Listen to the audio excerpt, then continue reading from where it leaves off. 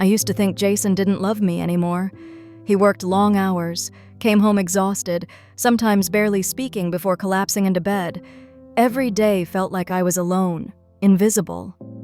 I took his silence for indifference, his weariness for neglect.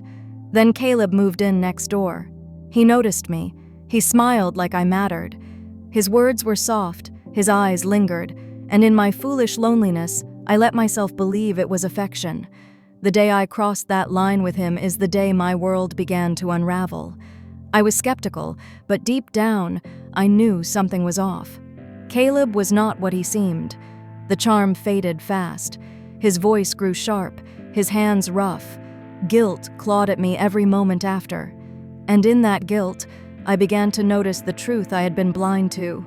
How Jason left little notes reminding me to eat. How he carried home my favorite tea even after a long day.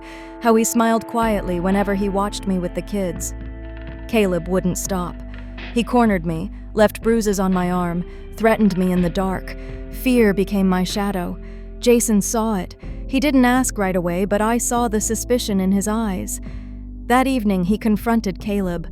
I'll never forget the rage, the violence, the fight nearly tearing them apart.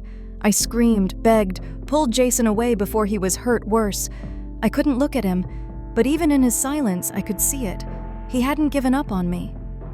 Jason began digging into Caleb's past, and what he found chilled me. A history of violence, charges, prison. That night, the lights went out and the kids screamed upstairs. I froze as I saw the shadow move inside our home. His voice slithered through the dark. "Emily, you're mine. I'll kill them all if I have to." Jason fought him. The sound of struggle filled the house, flesh meeting blade.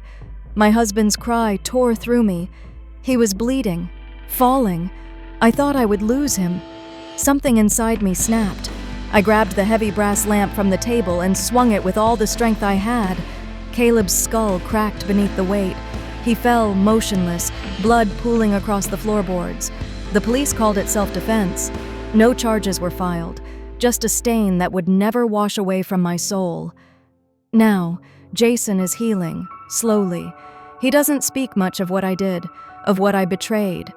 His eyes carry a sadness I put there, one I may never erase. I will never forgive myself for the mistake that almost destroyed us, but I have learned, in the most brutal way possible.